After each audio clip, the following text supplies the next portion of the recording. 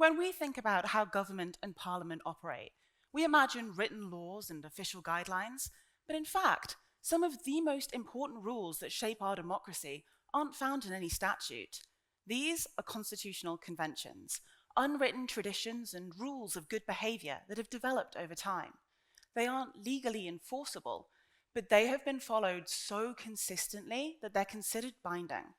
For example, in the UK, similar to New Zealand, the king has to approve acts of parliament in order for them to become law. Yes, but he has to say yes, right? That's a convention. It's not because of any law, but the last time a monarch refused was in 1708. Since conventions are this form of fossilized practice, the big question becomes, well, how do we tell if one exists? This is the most famous test for that from Sir Ivor Jennings. It asks, first, what are the precedents? What are the past examples?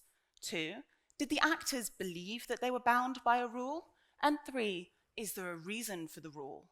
This test is widely cited, but as you can tell from the picture of Ivor here, it's also rather old.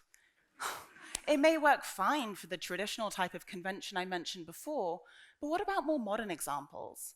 I use case studies from across the UK, Canada, and New Zealand to put tests like this to the test. Starting with war powers, there is now a convention in the UK that there should be a vote in Parliament before a military deployment. It shouldn't just be the Prime Minister deciding.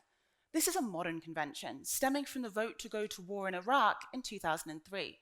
But working backwards, does it fulfill this test? For one, it's an odd convention, stemming from this one high-profile vote.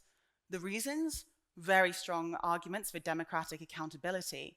And so finally, did the actors involved feel bound?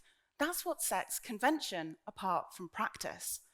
Well, the House of Commons passed a resolution saying it would be inconceivable to depart from the precedent of the Iraq War. And this held true for a while, until David Cameron lost a vote over airstrikes in Syria in 2013.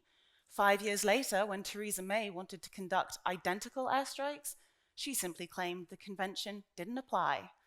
The scope thus gets redefined by governments while they still pay it lip service.